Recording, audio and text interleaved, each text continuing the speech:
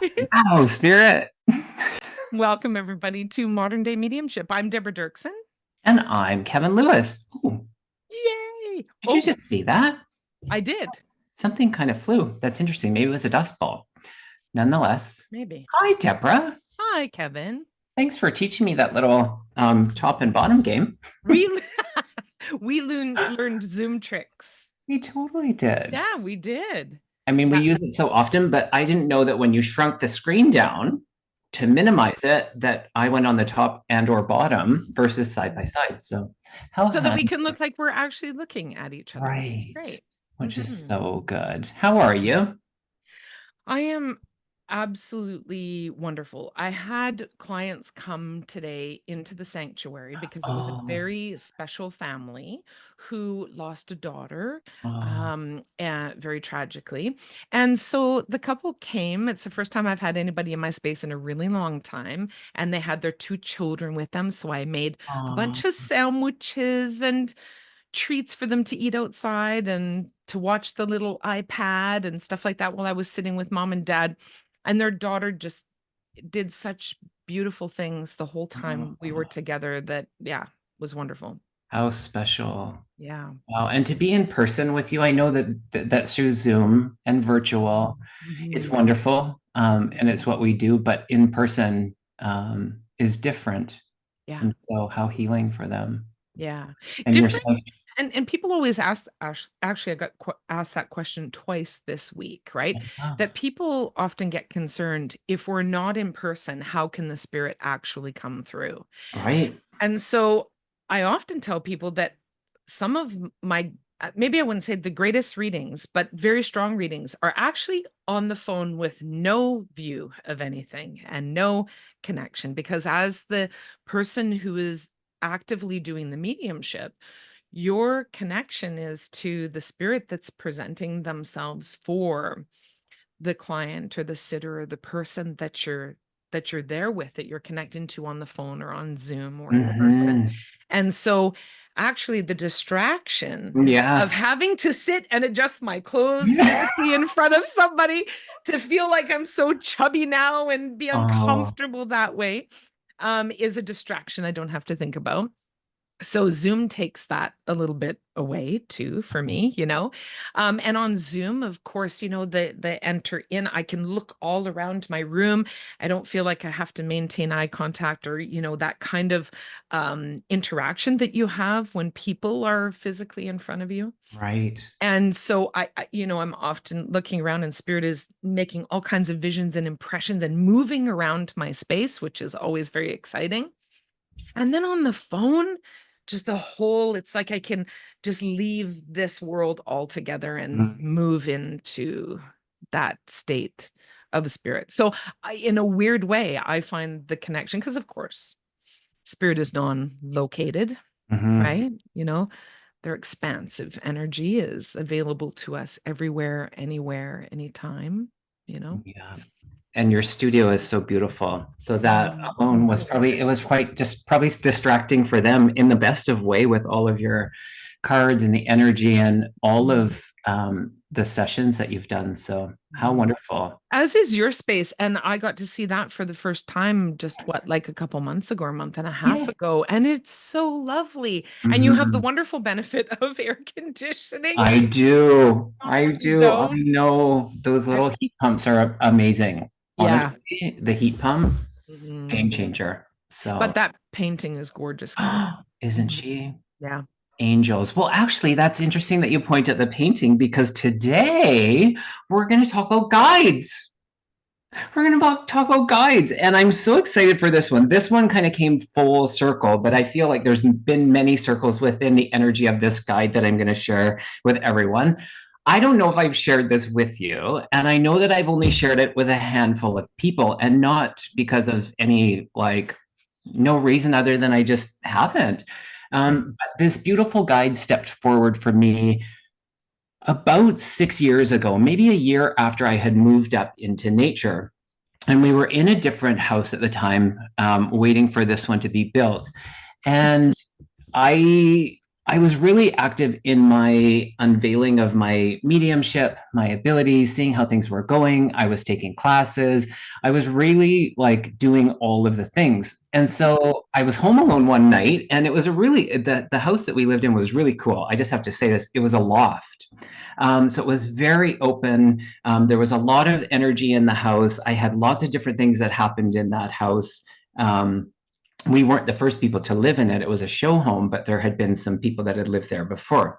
Anyways, one night I was home alone, and I decided to Google a guided meditation to meet a new spirit guide. I just wanted to be introduced to this new spirit guide. So I thought, what the heck? I type it in. I found one that I kind of resonated with the voice, and I start to play it. And so it's so funny. I just went kind of deaf in this ear. So I start to play this meditation, and I'm literally lying in my bed, and I'm relaxing and listening to the meditation. It's walking us through, and then all of a sudden we get to this place. I remembered it that we were walking down this tunnel, and all of a sudden the guide was going to, and from this kind of not so lit place, was going to start to walk towards. I remember it like it was yesterday. And so out from this darkness, I see this man that I had seen before. And I was like, oh, interesting. So as it's getting more lit, Michael Landon, do you know who Michael Landon is? Like, Why? I okay. 100% do. But okay, go ahead. So he walks towards me, and I'm like, oh my gosh, like, what is this? I'm thinking, you're not an angel. You're not someone that, I mean, I haven't met you before. Let me just preface this. Any guide energy that I'd ever worked with or been aware of, I didn't recognize them. They were different beings. They were different, from different realms. So I was like, this was new to me that this energy was stepping forward. But I was in this place of just really trusting. So I went with it. I had this interaction with Michael Landon, the energy of Michael Landon, in the most beautiful exchange. And I thought, wow, this is really great. So left that meditation, and I would say probably, I mean, within, I would say weeks, he came forward in another meditation. Well, then it became more and more often. So I literally have worked with the energy of Michael Landon, I would say more for personal guidance for me. However, with some of the healing work that I do, he has stepped forward. And so I don't want to put a number to it, maybe, I don't know, 30, 40 times in these, 5 years, I have been aware of his energy. And so just last week, I shouldn't have maybe said that, but recently, I was doing my day of readings. So this is a fast forward. I'm doing my day of readings, and I was getting ready in the house. And as you mentioned, I'm in my studio, so I have to walk to the studio. Well, before I got here, I'm aware of Michael Landon.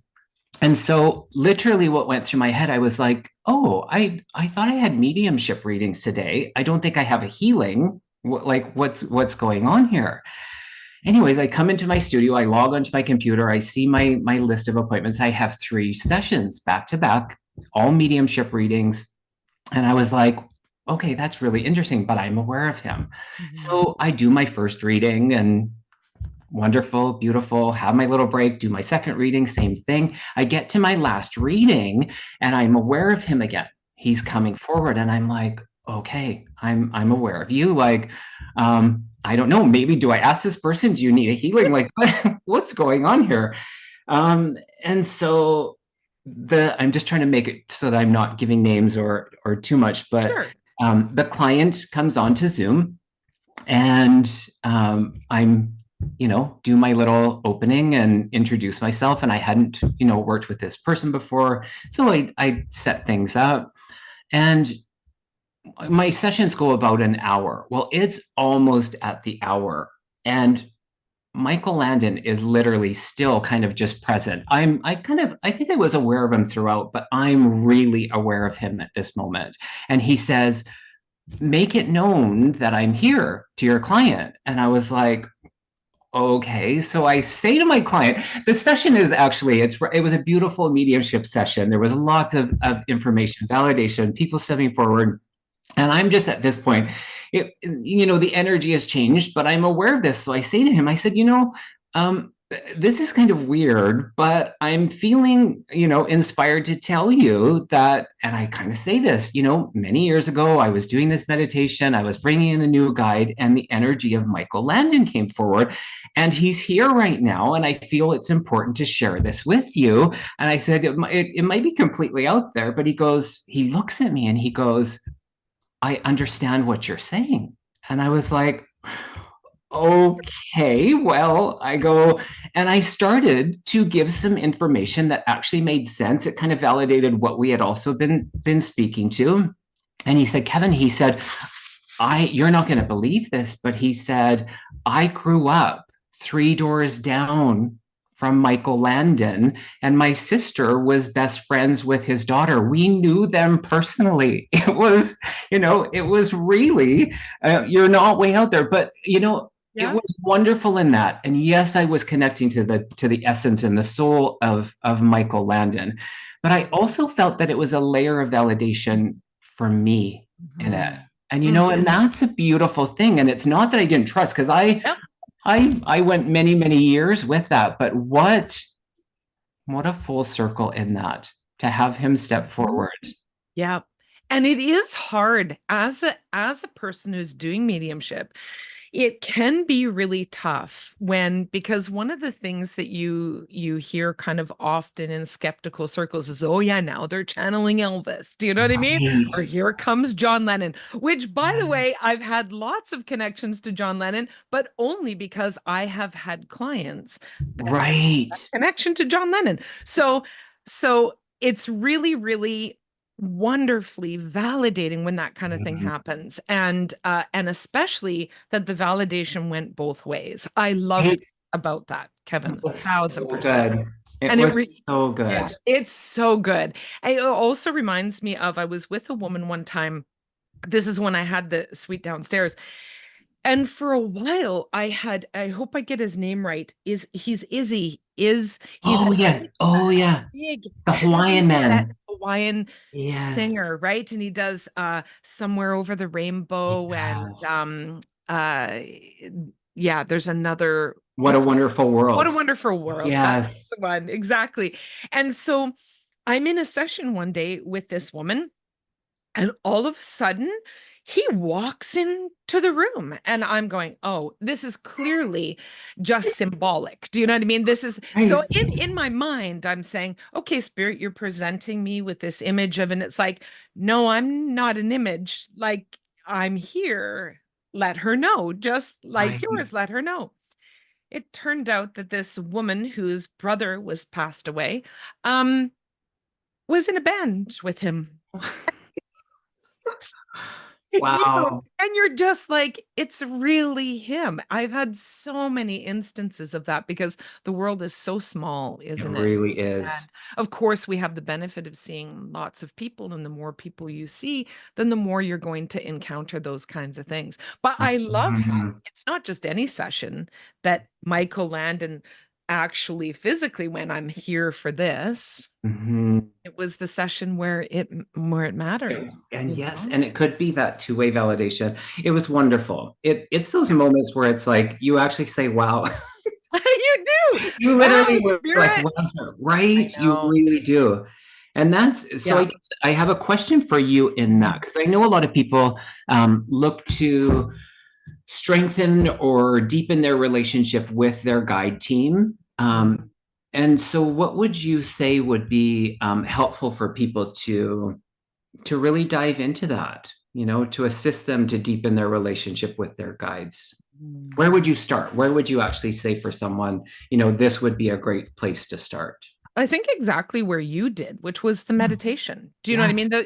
mean? When mediumship started for me, I was about a year and a half in, maybe. I still had maybe a year in. I still had no one to talk to. I had my beautiful two girlfriends, Yvette and Carolyn, who were not in the world of communication with spirit. Mhm. But when this started happening to me, and this was not my world at all, they were instrumental in just holding the space for me that I wasn't crazy Mm. while I felt like I was crazy. I remember, them saying, well, of course this happens. And I'm saying to them, like, we've been friends for how long? What do you mean, of course this happens? We've never had a discussion about this ever. Wow. And so they were just somehow in their own lives, the aspect of spiritual communication had been something, but it was never, not once ever a topic of conversation. Yeah. So when I had to start searching for some help, turning to meditations was the thing. John Edward, right? So he had a couple of books out at that time, one book out at that Mhm. time with the meditations in it. I think it was something Your Power or Accessing Power, something like that. And there were meditations in it. So I did the meditations in it, and one of them was around guides. And so that's when I met my very first guide, Stephen. So I think it's important to self-develop. Mm. So I think it's really important to not look to other people to tell you who your guides are. I think Right. that spirit guides are really important self-discovery unless a guide is making themselves known for another reason, Mm. somebody else's guide. So development through meditation, I think, is the greatest way because your own experience will inform you, right? So meditation or groups, like I do the Divine Self all the time. I do individual groups where it's just, I call them spiritual play. Do you know what I mean? Where Yeah. the spirit gives ideas and I help people meditate and enhance their ability to sense and feel and see and hear and all of that. And so there's lots of people around the world that provide those kinds of things, a facilitation where you're supporting people in a safe environment, right?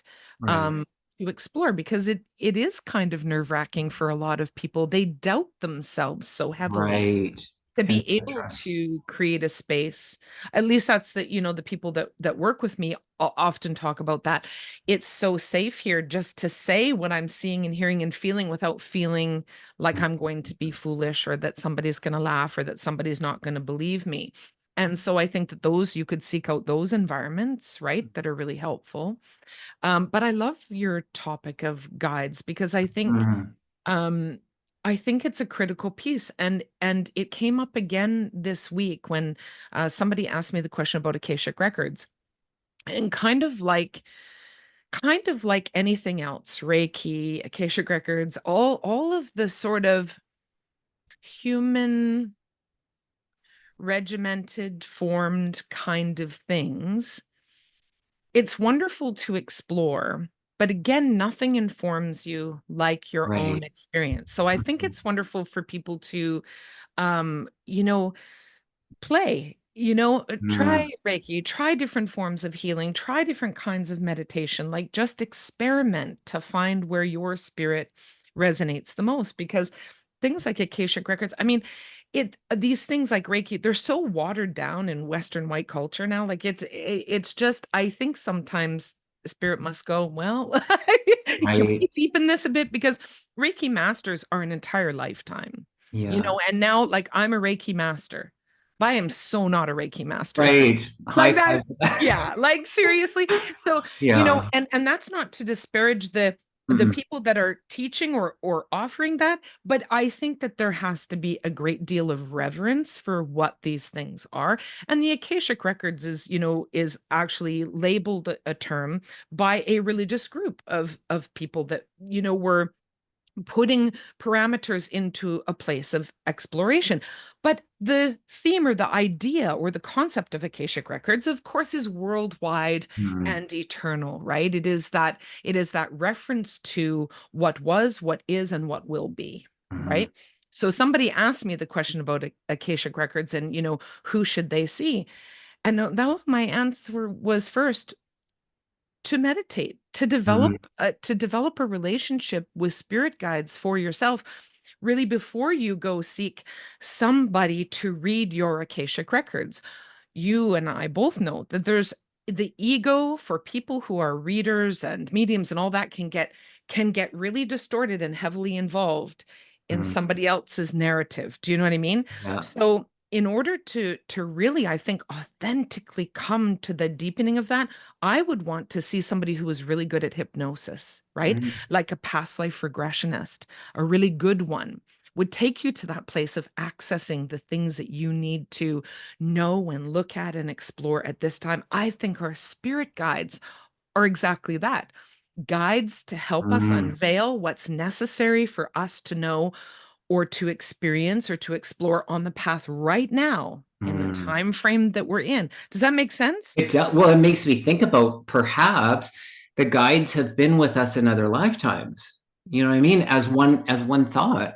I Mm, love the part about the self-exploration. And I yeah. love the part about the playfulness. And in that, it made me think of like the little kid. It's like they don't go into things like maybe they might, maybe some of them, but lots of them would go into it with that energy of just being playful and to Mhm. self-explore in that way. I too, it resonates where I don't have to, with my guys, and this is just me, I've got, 5 or 6 of them that I know a lot more about. Do I work with different energies? Absolutely. But these ones, it's like what's not ever been really important to me was all of the attributes, all of the Yeah. name game, all of the things. Yeah. It's like, Mhm. because some of them have kind of mocked in my exploration of that, going like, really, what does that even matter? Like, and maybe it matters to some. I'm not Yeah. downplaying that for some Totally. people, Mhm. but the self exploration of that in the discovery and that channel of the meditation, Mhm. beautiful, beautiful way to Yeah. be in it. It reminds me of you doing readings like, or a reading on the phone where it almost feels meditative, where, we've taken this out of it, we've taken this out of it to really be in that place to actually, be in the receive of the information, because Mhm. I feel that the guides are, whether our awareness is aware of them or not, they're Mhm. there. Yeah. They're with us. They're supporting us. They're guiding us. And how Mhm. we shift our awareness to it in, for example, doing a meditation Mhm. is one of the points of difference. So being open to um, the imagination, which I think they actually say it's the gateway to the subconscious. So in that, it's a beautiful way of getting to know them. And I feel like that dialogue is really important. And we get to decide. Some people might not be interested. Some Mhm. people are, enthusiasts around the dialogue and finding out all of the information. But I like that. That really resonates with the self discovery of Mhm. looking into it for ourselves. And if nothing comes up, then seeking out people that can maybe assist in that. But And I yeah. also think that there should be, and I say should because I think that this clears the path a lot more. I think there should be really good, aside from the spiritual work, really good self exploration, Mm. really good therapy if you need it, really good And self ability to self assess, yeah, the development of self-awareness and self-acknowledgement. Where am I being selfish, self-seeking, afraid, angry, questioning the self and deepening in behind, where is this coming? Because then when you've been doing that work as well, then you're kind of like clearing the path to mm, when a guide speaks or when a loved one steps forward in a meditation from spirit. It's kind of like you've cleared away the junk, the chaos of the mind. Do you know what mm, I mean? The chaos of the buildup of maybe old traumas and that kind of stuff. The more you do that, the clearer a page you're going to have. Do you know what I mean? The clearer the path you're going to have, because none of that is going to have the need to interrupt the spiritual experience this right. to have, right? So I think that the path gets clear. So really good in self work, I think, is another big step towards the development of the relationship with spirit guides, Yeah. which doesn't mean that that's when the spirit guides come in. They've been with us, like you said, lifetime after lifetime. And also, too, there are spirit guides that step in for a moment in a day. And there are Hmm. spirit guides that come in for the divorce that you're going through. And there are spirit guides that come in when you're ready to be a parent. And so you've got guides that come into the life for the different facets of life that you're about to experience. And then guides that I'm certain you've had dialogue with before you entered into this Right. incarnation, right?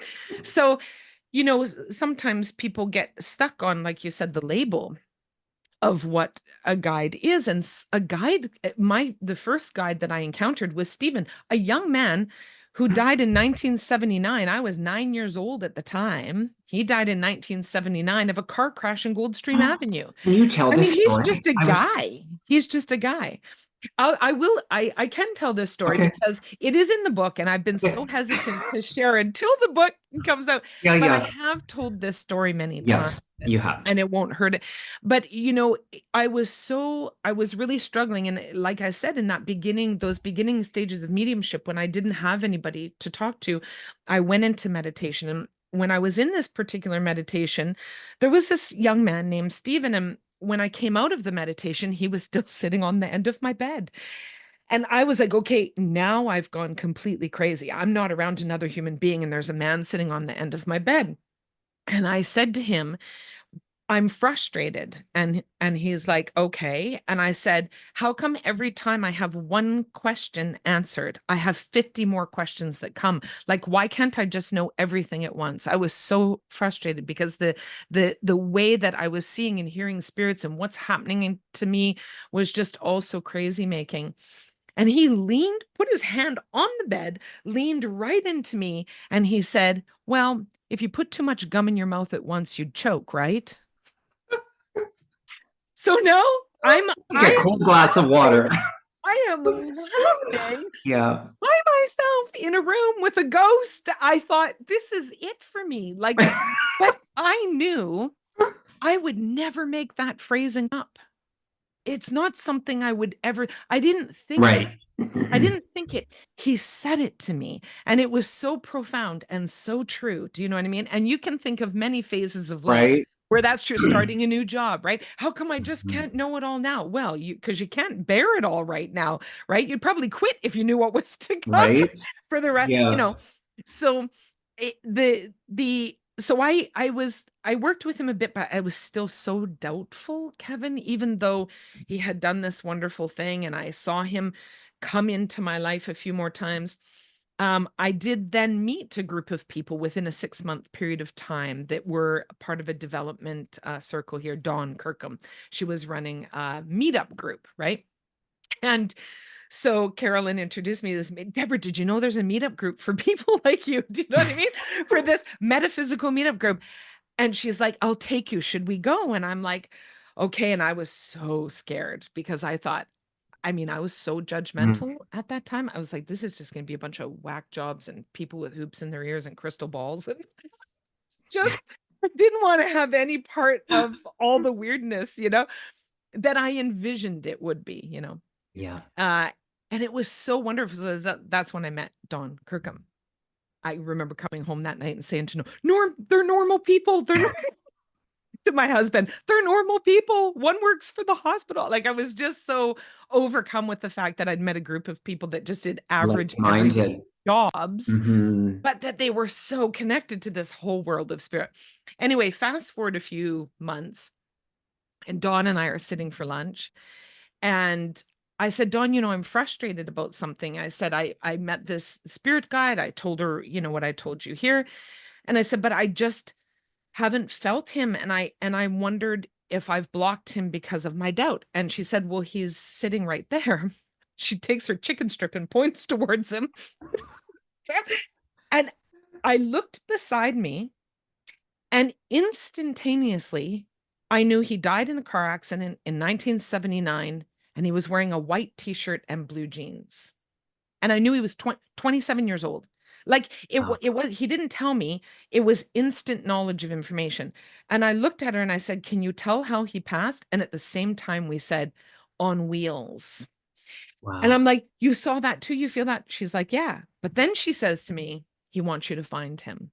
And I thought, well, like, how am I going to find him, Dawn? She's like, I don't know, but he's saying you want you to find him. Wow.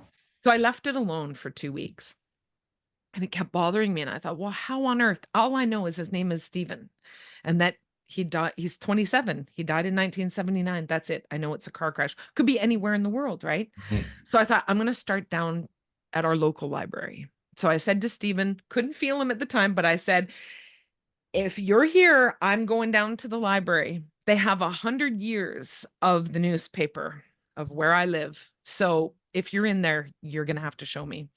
So I go down, and there's probably, I'm gonna say, at least 10 file cabinets, tall file cabinets, Mhm. all in a row. And they've got all of the newspapers like on the island and lower island, and they've got 100 years of the Times Colonist. So I'm standing way, way back from them, on like almost in the bookshelves behind. And I said, okay, if you're here, where am I going? And all of a sudden, like a shadow ran beside me. I saw him jump up on this shelving, like his kid, like his legs dangling off the end, and he went right here. I walk over, I pull open the top drawer. I'm looking at 1979. I went, okay, where? And he goes, right there. And he points to a reel. So I put it up on top, and then I went, Deborah, I got scared. I got scared that I was actually losing my mind. Mm. I thought, now I'm following a ghost to a cabinet that's pointing, and I almost started to cry because I thought maybe I'm actually crazy and something is happening to me, like I'm actually schizophrenic or something is happening, and this isn't good. And I went and I calmed myself and I said, it's okay. Like, so far nothing bad has happened. Do you know what I mean? Like, Right. and your husband's okay, and other people are telling you this is normal, even though it doesn't feel like it. So I thought, well, it can't be as simple as here and this one. So I closed my eyes like a goofball and I went, okay, which one is it? And I circled my hands over, and he goes, oh, just stop, you know? And I pulled the one that was under my hand, and he's like, just stop already. So I closed the door and I took the two reels to the thing. I loaded them up. The one that I felt like it was nothing. The one he pointed out was three in. Stephen Michael Hayes, 27 years old, dies in a car accident, Goldstream Avenue. Wow. And I just fell apart. And so this was not somebody who was connected to me. This was not somebody, but came in a meditation as a spirit guide. There's none of his family around. I think he was from England. I tracked down the house that he lived in at that age in night. I mean, we're going back so many years, you know? And from time to time, I have seen him. Even though I don't feel him, I ask for him all the time. I say, I'm struggling with this. Can you help me? I'm certain that he is doing that. Yeah. But Nice. we can have, like, just like your Michael Landon. Do you know what I mean? There's wonderful people, there's ancient shamans, there's tall Mm. blue beings of light, there's angelic forms, there's interdimensional beings, and then there's just average Joes and Jills Mm. that are in service in the spirit to those of us who are walking this earthly life. Do I maybe have more connections to Stephen than I'm aware of, spiritually speaking? I don't know. Maybe not. Maybe, yeah. Maybe it's just he saw that in the place in which he died, this poor little measly Like woman, she's going crazy. she's Mhm. losing it. Okay, Mhm. that's right. I did ask him once, why him? And he said, because you can hear me. Okay. And so, so clearly Mhm. maybe he had found a way. Anyway, so, Yeah. Oh, that's it. I mean, I got chills many times in that, and I've heard that story before. It's a yeah, good one. it's a good one. Way But to it's follow but that. it's not any different than that Michael Landon. Do you know what I mean? Mhm. But also too the fact, Kevin, if you think about it, that yes, you've had the experiences with Michael Landon, but you were remaining trusting. That's I underneath it. You nailed it. That's it. I didn't waver in that. And I mean, there are times. I mean, high five to thinking that you're going crazy. Like that's just it. This started for me when I was a kid. You know, Mhm. my awareness of spirit was I was really young, and it was frightening. It was something that I couldn't understand. The adults didn't understand it. So there was that part where it was like, am I not normal? Is there something wrong with me? Like mentally. So I've been there.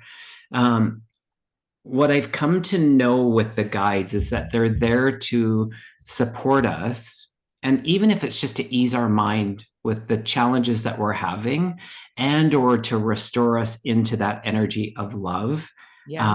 that they're there for all of us, and we all can have that relationship. And I think it takes something. For me, I would say that it was, the self discovery. I was never one to. I don't go to a lot of readings. I don't book a lot of readings, so my own exploration has really been on my own self discovery of things like that. But um, Mhm. yeah, Do you mean as far as having a reading done for you? yeah, like, or Yeah. for Yeah. like for my guides or those types of Yeah. things. Me I've neither. I've Yeah. just never been called to that. But Mhm. um, Mhm. yeah, my And own. I think that that's a health. I do think it's a healthy, good way, though. Do you know what I Yeah. mean?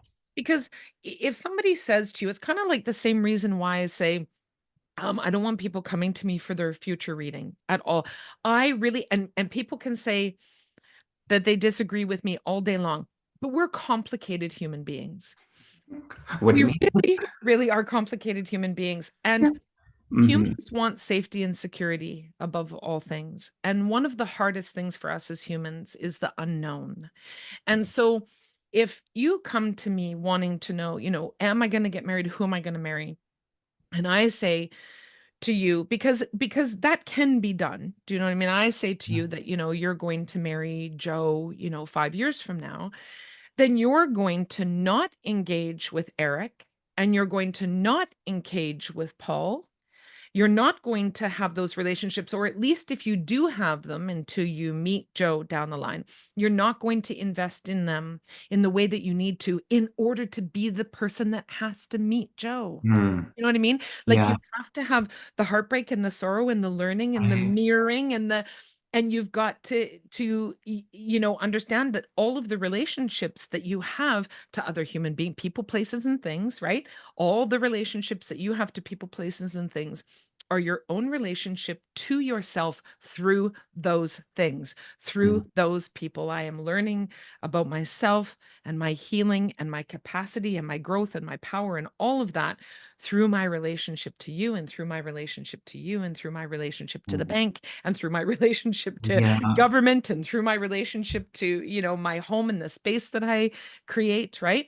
So it's really a self discovery. Do you know what I mean? And uh, a deepening of faith, not a religious faith, but a faith that the universe is not out to kill you. right. Like that there is a quality of energy that is wanting you to feel successful, not Mhm. succeeding and successful in the way that a lot of the world views it, but successful in being the perfect expression of what your spirit is upon the earth at this time, right? And there is infinite amounts of spiritual support around us for that. So the development of guides, the development of an aspect of faith that you can deepen a trust into, that you don't have to know what's coming 5 years down the road. You can go, spirit, right now. What am I Mhm. what am I needing right now? Because they know the 5 years down the road. They know that. Right. So they're going to give you right now, they're going to talk to you right now about the thing that will make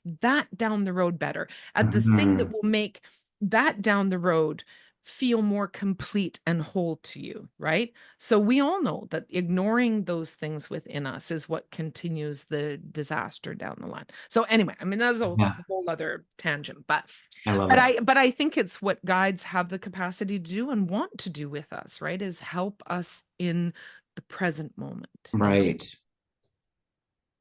So beautiful. Guides. Guides. But you know what's so wonderful too? I Tell wrote me. down the Divine Mother as we started tonight. Oh. And so when you said guides, I was like, I mean, mother of angels, do you know what I mean? And yeah, so yeah, Beautiful we're energy. cared for. We're cared for. Hmm. What about you though, Kevin? What about the aspect of what you feel like has, and you shared, of course, the Michael Landon thing, but you said something earlier about many guides and some that you're closer to and some that not so. I mean, same for me. Some Yeah. are just peripheral. What about the interaction with maybe that team? Hmm. In what? And what do you mean? Like, do you struggle with the dynamic of just having a guide that you can't make a deepening connection to, whereas you've got one that you can make a deepening connection to you. Do you accept that, or do you try harder to figure out what that other relationship is? I don't really. I don't force it. I just feel that you know what? Sometimes I don't know what this actually means, but sometimes I actually forget that I have guides in the sense, but truthfully, because Yeah. I'm so used to it. And so I guess their presence is just so familiar for the most part. I'm talking maybe in the last 10 years where I started to actually step into the energy of like specific guides, but I don't force it. And I feel like they kind of come and go. Like my awareness is just I mean, there's moments where I reach out for their guidance, and there's moments where their presence is kind of like made known to me, but I Mhm. never feel like it's an energy of like I'm forcing it, or really in a deep search. I really try to just stay.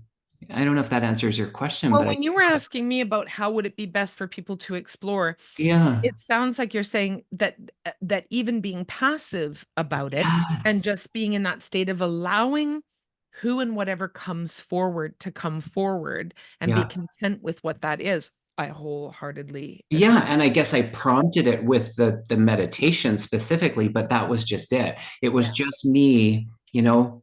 creating a space and an energy and a channel for that information. Because, like I said, I know they're there, they're present. Mhm. Um, and I guess the part about having a dialogue, I have to participate in. You know what I mean? Like I have to be in the inquiry. I also think it actually reminds me of um, just the acknowledgement of asking, putting it Mhm. out there in the question. And then I also feel like there's this element for me that is intention around permission, is what I want to say. In Mhm. that, because I don't think they're going to override. I don't think for some of us, it's like it can be overwhelming to have this inundating information coming from all of these guides. So I feel like they're just, I think that permission part for me has been a key to when it's like, um, yeah, in reflection, where I think it's actually looked a lot different, where my awareness, because of that permission, their Mhm. presence, and my awareness to that presence has been a lot more known. So I think Mhm. permission for me is also a part of it. Mhm. Yeah, for sure. And it's interesting the permission. So the point of permission, one of the words that I wrote down was surrender. And I know that surrender, at least in my life, people think surrender is a sense of powerlessness, right? Or Mm. that surrender means that you are weak in some way. But surrender The opposite, is the opposite. It right? and I wonder if the point of Mm. surrender is what sometimes precipitates that asking or giving of permission for spirit to enter in. Mhm. I know all the times that I have resisted asking because Right, I knew that if I asked, I'd get it, right? right. And so I know that oftentimes I have to be at a point of surrender of actually understanding, Deborah, you can't do this alone, and nor should you, right? That somehow we feel like we have to solve our own problems, that Mhm. somehow we feel like we should be smart enough or healed enough or intelligent enough or whatever it is to handle this or navigate that. But why should we even navigate the smallest of things alone? Right. Well, I think to your point, it is the power. The Mhm. surrender is that power. And I feel like it is the oneness, Mhm. really. It is truly. And I think that they love Mhm. that. I think that Mhm. it's like that's what we're here for. Yeah. If you could understand that you, Deborah, or you, Kevin, are actually a part of a team. Like Yeah. you're not just there, like you're actually part of a team. Like there's a whole group of beings here, and you're just one of them that's in the flesh. Right. So it does, when you start to understand it, start to seem kind of absurd that we don't actually involve or talk to them more, doesn't it? Interesting. Food Hmm. for thought. I love it. Yeah. Well, that was great. I think we could probably have like 5 other chats on guides. I know Probably will. we probably will. was a good one. It was a good one. It was a Uh, great one. And so blessings be to all of them and each person mhm, who's watching. I hope that right now, even if you don't feel it or think it or know it, that mhm, you just say, thank you. mhm. Thank you for all of those that are around me supporting my journey. I will try to pay attention, bite you in more, and then just see what happens. Yeah. Mhm. Gratefulness. Gratefulness. Curious. Yeah. Did you say gratefulness? Oh my gosh, I love it. I said playfulness and you said gratefulness, Oh, but what a beautiful package. The gratefulness yeah. that, you know what, Deborah, you always demonstrate that is the gratefulness. And even just in that gesture of acknowledging, the presence of our guides and that I think is really beautiful. And that is, yeah, that gratitude is important. I Yeah. think that's actually a really important part Yeah, in it as for well. sure. Yeah, all the layers. Okay. Lots of love, everybody. See you Bye, next time. everyone. Bye.